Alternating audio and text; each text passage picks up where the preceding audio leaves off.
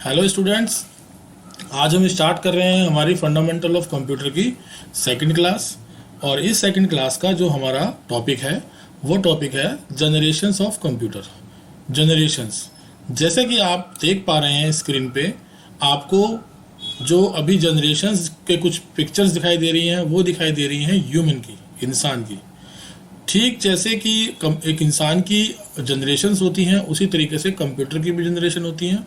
और जनरेशन को हिंदी में बोला जाता है पीढ़ी, यानी कि पीढ़ी दर पीढ़ी। जैसा कि आप देख पा रहे हैं, जो दादाजी ने अपने टाइम पे काम किए उस टाइम के मुकाबले अगर हम बात करें उनके बेटे की, तो उन्होंने ऐसे बहुत सारे काम थे जो कि अपने आधुनिक किए और उसमें डेवलपमेंट किया काम के तरीकों में, जिससे कि जो प्रोडक्टिविटी है बढ़ी। और जैसा कि आप देख पा रहे हैं, फिर उनके बेटे ने, उनके बेटे ने, उनके बेटे ने, और ऐसी धीरे धीरे ये पीढ़ी चलती आती है। सेम उसी तरीके से जब कंप्यूटर आया, तो कंप्यूटर ने जब शुरुआत करी मार्केट के अंदर आके, तो वो इतना छोटा साइज में इतनी बहुत स्पीड में काम नहीं करता था। बट समय समय पर जिस तरीके से पीढ़ी बदलती रही और पीढ़ी के अनुसार वो अपना काम तेज़ी से करता गया। तो आइए आज हम स्टार्ट करते हैं। जो कंप्यूटर की जनरेशन होती हैं वो 5 जनरेशन्स होती हैं। इसमें जो सबसे पहली जनरेशन है जिसको बोलते हैं फर्स्ट जनरेशन ऑफ कंप्यूटर। ये first generation of computer start हुई 1940 से लेके 1956 तक। अब जो ये समय है, इस समय को कभी भी आप एक दूसरे के साथ कंपैरिजन नहीं कर सकते, क्योंकि होता क्या है कि जो भी थ्योरी आती है, ये थ्योरी तैयार की जाती है किसी पब्लिशर के थ्रू। और हमारे पास जो ये 1940 से 1956 का टाइम है, हो सकता है कि किसी अदर स्लाइड में आपने इसको 1942 देख लिया हो, 1945 देख लिया हो, बट 3-4 साल 5 साल का ही अप्रॉक्सीमेट फ़र्क होता है, बाकी और कोई ऐसा फ़र्क नहीं है। तो अभी जो मैं आपको बता रहा हूँ, फर्स्ट जनरेशन ऑफ कंप्यूटर 1940 से शुरू होके और 1956 तक चली। आइए मैं आपको इसके बारे में बताता हूँ कि इसके अंदर क्या क्या चीज़ें आई और ये कैसे कैसे काम किया इसने। इसमें हम देख पा रहे हैं, सबसे पहले लिखा हुआ है the first generation computer use vacuum tubes and machine language use for giving the instruction. First generation के अंदर जो इस्तेमाल की गई उसको चलाने के लिए वो थी ये वैक्यूम ट्यूब्स। जैसे कि हमारे घर में ट्यूबलाइट्स लगी होती हैं, या आपने देखा होगा कि मोटर जो बाइक वगैरह होती है उसके अंदर एक हेडलाइट होती है, तो उसके अंदर एक ट्यूब होती है। तो उसी तरह की ये ट्यूब्स होती थी जो कंप्यूटर को चलाने में यूज़ होती थी। और जो इंस्ट्रक्शन देने के लिए मशीन की जो लैंग्वेज होती थी वो उसकी अपनी लैंग्वेज होती थी। अब ये मशीन की लैंग्वेज क्या होती है, जैसे कि आप और हम जो बात करते हैं वो या तो हिंदी में या तो इंग्लिश में या किसी अदर लैंग्वेज में बात करते हैं, सेम उसी तरीके से कंप्यूटर की भी अपनी समझने के लिए एक अलग से लैंग्वेज है, जिस लैंग्वेज को बोलते हैं बाइनरी लैंग्वेज। तो यानी कि फर्स्ट जनरेशन ऑफ कंप्यूटर के अंदर अगर किसी को भी कंप्यूटर के बारे में कुछ काम करना है, उससे कुछ काम लेना है, तो अगर उसको कंप्यूटर को कुछ बताना है तो कंप्यूटर की अपनी लैंग्वेज में ही उसको बताना होता था। These computer were large in size and their programming was difficult task. और ये जो साइज में इनका जो साइज़ होता था कंप्यूटर का, फर्स्ट जनरेशन ऑफ कंप्यूटर, वो बहुत बड़ा साइज़ होता था। अब बहुत बड़े से अगर मैं बात करूं तो जैसे 100 गज का एक मकान होता है, 100 गज के मकान में जो एक फ्लैट, जैसे फ्लैट सिस्टम आजकल चल रहा है, तो एक एरिया पूरा 100 गज का पूरा एक एरिया में एक कंप्यूटर सेट किया जाता था। और 100 गज ही नहीं, 50 गज, 100 गज, 150 गज, डिपेंड करता था कि हम उससे कितनी ज़्यादा काम कराना चाहते हैं, उससे कितनी पावर बढ़ाना चाहते हैं। जैसी पावर बढ़ाओ वैसे उसका साइज बढ़ जाता था, जैसे उसकी पावर कम करो उसका साइज कम हो जाता था। And programming was difficult task. Programming बहुत डिफिकल्ट टास्क क्यों हुआ, जैसे कि मैंने आपको बताया कि अगर हम कंप्यूटर की लैंग्वेज में उससे बात करेंगे, क्योंकि जो लैंग्वेज हमें नहीं आती, तो उस पर काम करना बहुत मुश्किल होता था। And the electricity consumption was very high. Some computer of the generation are ENIAC, EDVAC, EDSAC and UNIVAC. ये जो आप देख पा रहे हैं, ये 4 एग्जाम्पल्स हैं कंप्यूटर के, जो उस टाइम पे कंप्यूटर यूज हुए, उस कंप्यूटर के ये एग्जाम्पल्स हैं, ENIAC, EDVAC, EDSAC and UNIVAC. तो इस कंप्यूटर की जो इलेक्ट्रिसिटी कंजप्शन थी वो बहुत हाई थी। और जो कंप्यूटर यूज़ होते थे, अगर आप चाहते हैं देखना उनको, तो आप इन 4 नामों को जैसे ही गूगल पे सर्च करेंगे तो आपको दिखाई देंगी कुछ इस टाइप्स की पिक्चर्स। तो ये जो कंप्यूटर्स हैं ये फर्स्ट जनरेशन ऑफ कंप्यूटर हैं, यानी कि जब फर्स्ट जनरेशन कंप्यूटर था तो उसके अंदर बैठकर काम किया जाता था। ये आप देख पा रहे हैं कि इंसान को, ये इंसान कंप्यूटर के अंदर घुस के और वहां पे कुछ प्रोग्रामिंग कर रहा है। साथ ही साथ जो साथ वाली पिक्चर है इस पे आप देख सकते हैं, ये जो है स्क्रीन, इस पिक्चर में आप देख पा रहे हैं, इसे बोलते हैं मैग्नेटिक ड्रम्स, जिसके अंदर की जो भी काम होता था वो उसमें स्टोर किया जाता था। तो जो सबसे पहले कंप्यूटर आया वो कंप्यूटर आपके सामने ये है। उसके बाद जैसे ही फर्स्ट जनरेशन को हटाया गया और सेकंड जनरेशन आई, सेकंड जनरेशन की जो एक टाइमिंग थी वो थी 1956 से लेके 1963। इस सेकंड जनरेशन के अंदर क्या हुआ, in second generation computers vacuum tubes were replaced by transistors. ये देख रहे हैं आप, ट्रांजिस्टर्स होते हैं ये। इन ट्रांजिस्टर्स को लाया गया और किसको हटा दिया गया, वैक्यूम ट्यूब्स को। इसमें कह रहा है कि रिप्लेस कर दिए गए ट्रांजिस्टर वैक्यूम ट्यूब से, यानी कि जहां पर पहले वैक्यूम ट्यूब यूज होती थी अब वहां पर यूज होने लग गए हमारे transistors. And they required only 1 out of 10 power required by tubes, यानी कि जितनी पावर एक ट्रांजिस्टर के अंदर होती थी उतनी पावर 10 वैक्यूम ट्यूब्स में होती थी। यानी कि या तो आप 10 वैक्यूम ट्यूब्स लगा दो या फिर एक ट्रांजिस्टर लगा दीजिए, वो सेम काम करेगा। These generation computers generated less heat and were reliable. Computer के अंदर क्योंकि वैक्यूम ट्यूब्स नहीं लगी होती थी तो वो जो हीट जनरेट करते हैं वो बहुत कम करते थे और बहुत ही रिलायबल थे, काम करना बहुत इजी था। क्यों? क्योंकि the first operating system develop in this generation. First operating system, operating का मतलब कंप्यूटर पे बैठकर काम करना पड़ेगा एक ऑपरेटिंग सिस्टम के द्वारा। ओएस बोलते हैं इसकी, जो शॉर्ट फॉर्म होती है ओएस और फुल फॉर्म होती है ऑपरेटिंग सिस्टम। जैसे कि आप अपने मोबाइल फ़ोन यूज़ करते हैं स्मार्टफोन, तो उसके अंदर भी एक ऑपरेटिंग सिस्टम है जिसको बोलते हैं एंड्रॉयड। जैसे ही कंप्यूटर के अंदर हम यूज़ करते हैं विंडोज़ भी क्या है, एक ऑपरेटिंग सिस्टम है। तो ये जो ऑपरेटिंग सिस्टम था ये सेकेंड जनरेशन ऑफ कंप्यूटर के अंदर आया और हम लोगों ने इस्तेमाल करना इसको शुरू किया। तो जैसे ही इसको इस्तेमाल करना शुरू किया, काम करना ऐसे बहुत ईजी हो गया।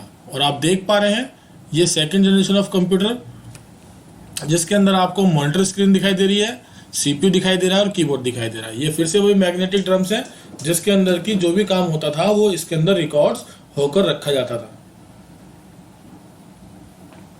और ये बिल्कुल वैसे ही है जैसे कि आप लोगों के घर के अंदर ऑडियो कैसेट्स होती थी, उसके अंदर भी एक मैग्नेटिक रोल होता था जिसके थ्रू जो भी हम गाने सुनते थे उस मैग्नेटिक स्ट्रिप के अंदर वो रिकॉर्ड हो जाता था। सेम उसी तरीके से यहाँ पे भी मैग्नेटिक ड्रम्स हैं। तो ये सेकंड जनरेशन खत्म हुई, जैसी सेकंड जनरेशन गई और थर्ड जनरेशन आई।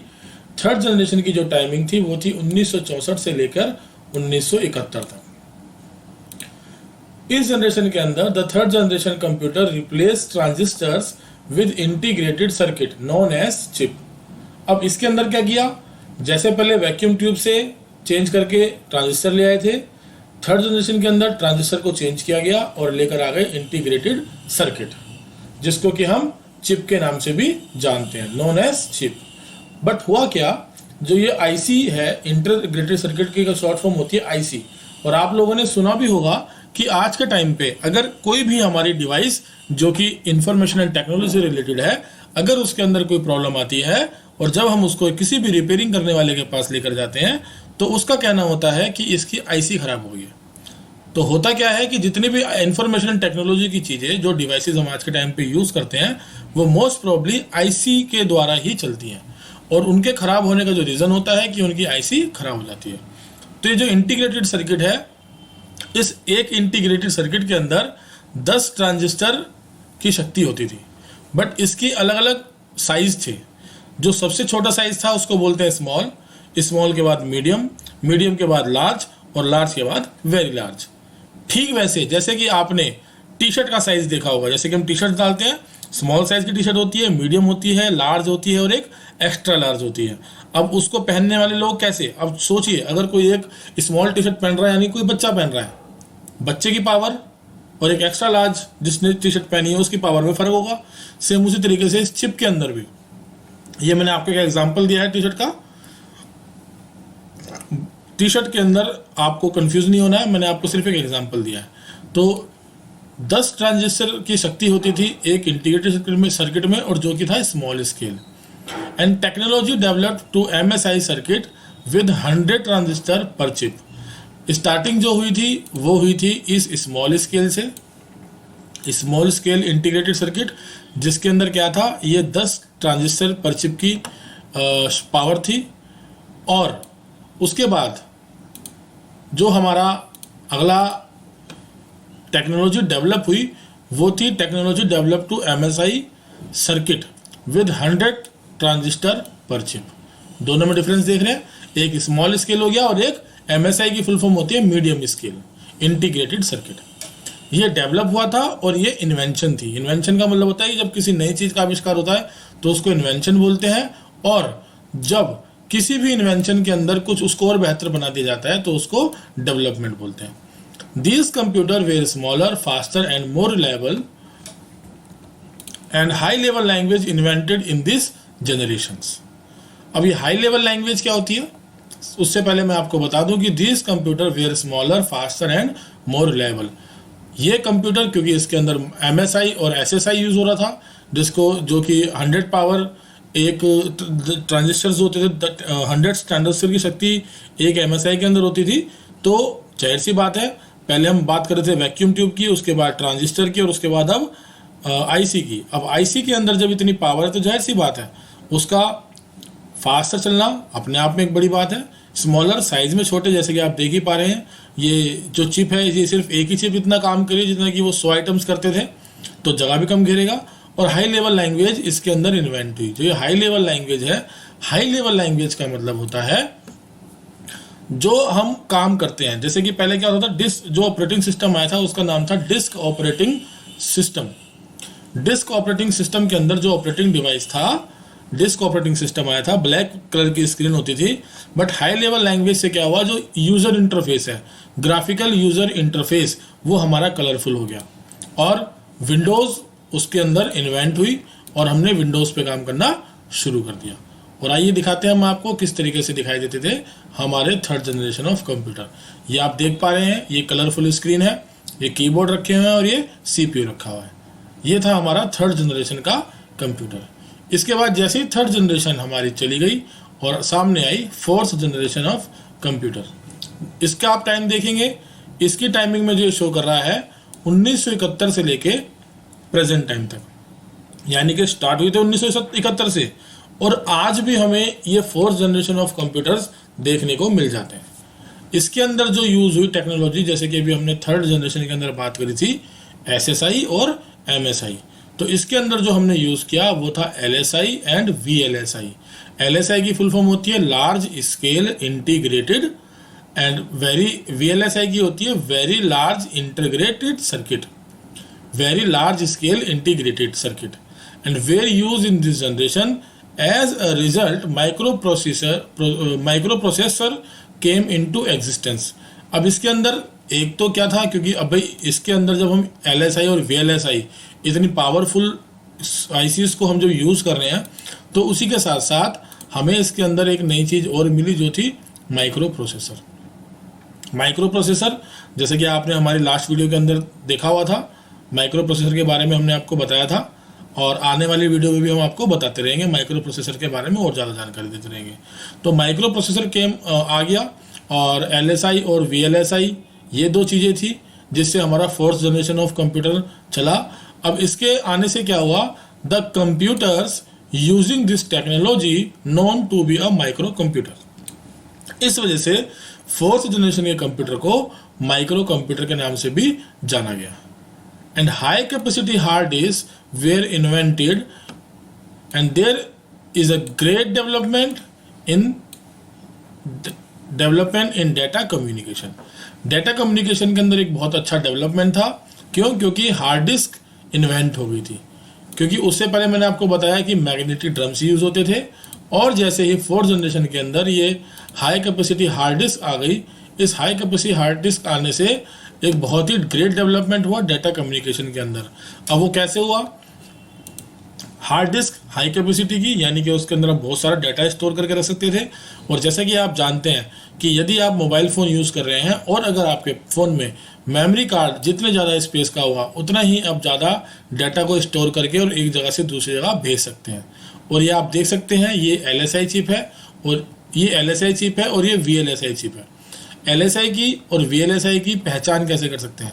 एक तो सबसे पहले आप इसके अंदर जो डंडे देख रहे हैं, जो इसकी टांगी होती हैं, चारों तरफ जो टांगी होती हैं ये कम है और VLSI की ज़्यादा है। सेम उसी तरीके से जो मैंने अभी आपको पीछे MSI और SSI दिखाया, उसकी जो टांगी थी वो कम थी। ट्रांजिस्टर में सिर्फ 3 टांग थी, यानी कि जो इनकी टांगी होती हैं वो इनकी मेन पावर होती हैं। आप ये समझ लीजिए, जिससे कि आपको समझने में आसानी हो जाए। जितनी ज़्यादा टांगें समझ लीजिए उतनी ज़्यादा पावर। आई होप कि आपको सब चीज़ समझ में आ रही है। और अगर कोई भी चीज़ ऐसी हो जो आपको समझ में ना आ रही हो तो आप कमेंट बॉक्स में ज़रूर डाल दीजिए, जिससे कि हम आपको बेहतर ढंग से उस चीज़ को डिस्क्राइब कर सकें। और उसमें आप अपना फ़ोन नंबर भी डाल दीजिएगा, जिससे कि हम आपको समझा सकें। अब ये देखिए 4th जनरेशन के कंप्यूटर जिसकी मैं बात कर रहा था माइक्रो प्रोसेसर की, ये होता है माइक्रो प्रोसेसर।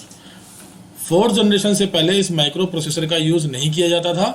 4th जनरेशन के अंदर ये माइक्रो प्रोसेसर आया, प्लस जो हमारी कंप्यूटर स्क्रीन थी वो LCD वाली हो गई, कीबोर्ड, माउस एंड CPU।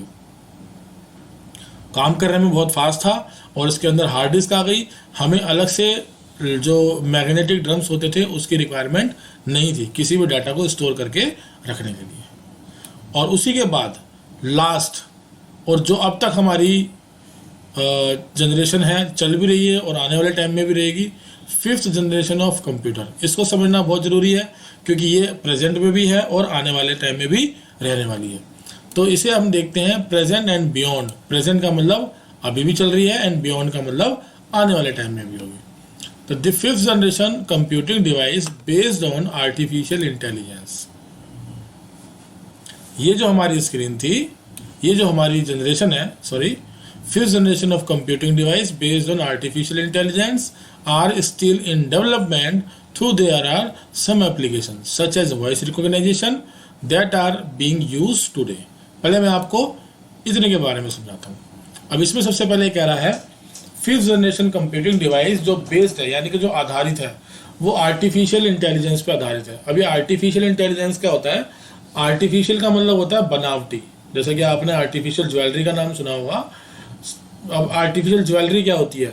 बिल्कुल सोने के जैसे दिखने वाली ज्वेलरी को आर्टिफिशियल ज्वेलरी कहा जाता है। सोने के जैसी दिखती है तो उसको गोल्ड मान लेते हैं, और अगर वो सिल्वर की तरह दिख रही है तो उसको सिल्वर मान लेते हैं, डायमंड की तरह दिख रही है तो उसको डायमंड मान लेते हैं, बट वो एक्चुअल में होती नहीं है। सेम उसी तरीके से आर्टिफिशियल इंटेलिजेंस क्या होता है कि कुछ ऐसी चीज़ें तैयार कर दी जाती हैं जो बिल्कुल बनावटी होती हैं, जिसके बारे में हम इमेजिनेशन भी नहीं कर सकते। अब यहाँ कह रहा है कि are still in development to there are some applications. कुछ ऐसे एप्लीकेशंस आ गए हैं सच एज, जिसके बारे में बता रहा है कि एग्जांपल के थ्रू, such as voice recognisation. Voice recognisation के आने से पहले हम अगर कंप्यूटर को कुछ बताते थे तो वो सिर्फ कीबोर्ड और माउस के थ्रू ही बता पाते थे। बट जैसे ही ये वॉइस रिकॉग्नाइजेशन, जो कि 5th जनरेशन ऑफ कंप्यूटर का एक पार्ट है, आया हमारे पास, तो अब हम क्या कर सकते हैं? कंप्यूटर को कुछ बोलना होता है तो हम कंप्यूटर को बोलकर भी उससे काम ले सकते हैं। अब आप सोचेंगे सर कंप्यूटर के तो कान ही नहीं होते, तो कंप्यूटर को हम बताएंगे कैसे? तो उसके लिए अभी मैं आपको बताऊंगा कि किस तरीके से और किस एक ऐसा ऑप्शन होता है जिसके थ्रू कि हम कंप्यूटर को बोलेंगे और कंप्यूटर हमारी बात सुनता है। तो आइए मैं आपको सबसे पहले उसी के वो दिखा देता हूँ। ये देखिए, ये आपने देखा होगा, इसे बोलते हैं वॉइस रिकॉग्नाइजेशन, और ये आपके मोबाइल फ़ोन में भी होता है, और अगर आप गूगल पे वर्क कर रहे हैं तो गूगल पे भी आपको मिलेगा। जैसे ही आप इसमें कुछ बोलते हैं, या आपने व्हाट्सएप वगैरह यूज़ किया होगा, वहाँ पे आपको बोलने का ऑप्शन मिलता है कि अगर आपको कुछ टेक्स्ट टाइप नहीं करना और सिर्फ अपना ऑडियो कहीं भेजना है, तो जैसे आप इस बटन पे क्लिक करते हैं तो आपका ऑडियो रिकॉर्ड हो जाता है और वो आगे सेंड हो जाता है। सेम उसी तरीके से अगर आपको कंप्यूटर को कुछ बोलना है, जिस भी डिवाइस में इंस्टॉल्ड है, आप जैसे इस पर क्लिक करेंगे और आप उसको कुछ बोलेंगे और कंप्यूटर आपकी बात सुनेगा। बिल्कुल ठीक वैसे जैसे कि आपने एक एडवर्टीजमेंट सुना होगा एलेक्सा का। एलेक्सा क्या है? एक म्यूजिक डिवाइस है, और एडवर्टीजमेंट में आपने सुना होगा कि कहा जाता है Alexa please play the song Tamma Tamma, और तम्मा तम्मा वाला सॉन्ग प्ले हो जाता है। सेम उसी तरीके से कंप्यूटर हमारी सारी बातें सुनता है और उसको हमें करके भी दिखाता है। तो ये तो था जो अभी प्रेजेंट टाइम पे चल रहा है।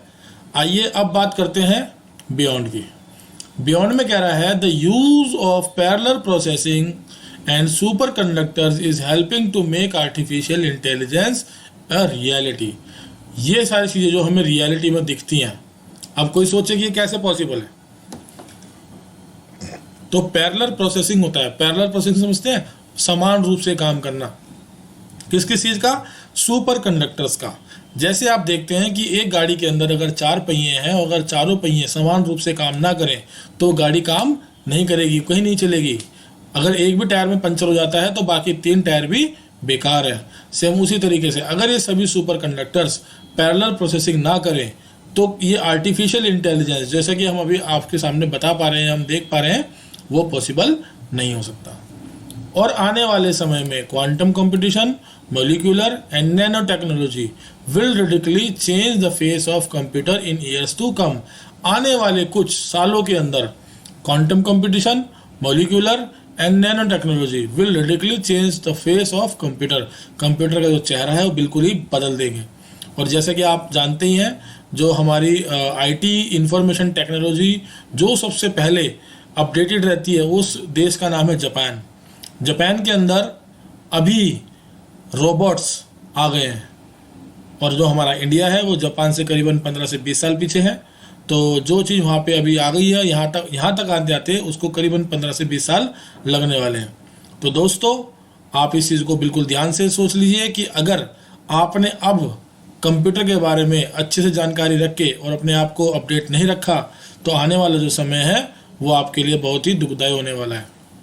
और इसके अंदर मैं आपको एक चीज़ दिखा दूं, ये आप चिप देख रहे हैं, ये 5th जनरेशन ऑफ कंप्यूटर की चिप है।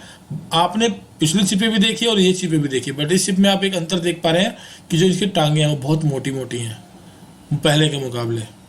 तो क्या है, इसके अंदर चीज़ें तो कम लगाई, मतलब टांगें तो कम है, बट हर टांग उसकी 4 गुना बड़ी है, मतलब पावर वाली है।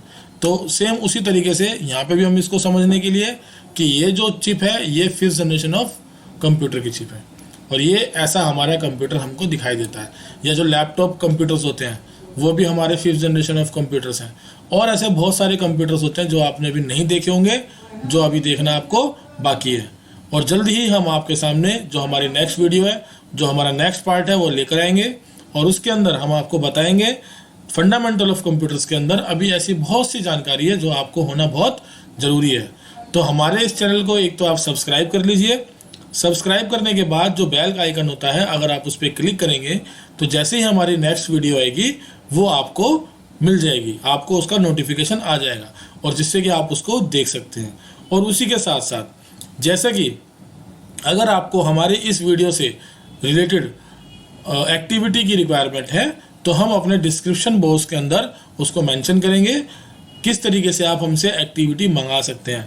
तो आप हमसे एक्टिविटी मंगाइए, उस एक्टिविटी को कीजिए और देखिए कि आपकी नॉलेज में कितना डिफरेंस होगा, आप कितना अपने आप को अपडेट महसूस करेंगे कि कंप्यूटर की नॉलेज भी आपको हो गई। आज से पहले तो आपकी नॉलेज थी नहीं, जो कि नॉलेज आपके बहुत ही काम आने वाली है। तो दोस्तों आप खुद भी देखें और अपने घर में, अपने फ्रेंड सर्कल में, अपने रिलेटिव्स को, सभी को दिखाएं जिससे कि उनकी भी जो नॉलेज है ये अपडेटेड रहे।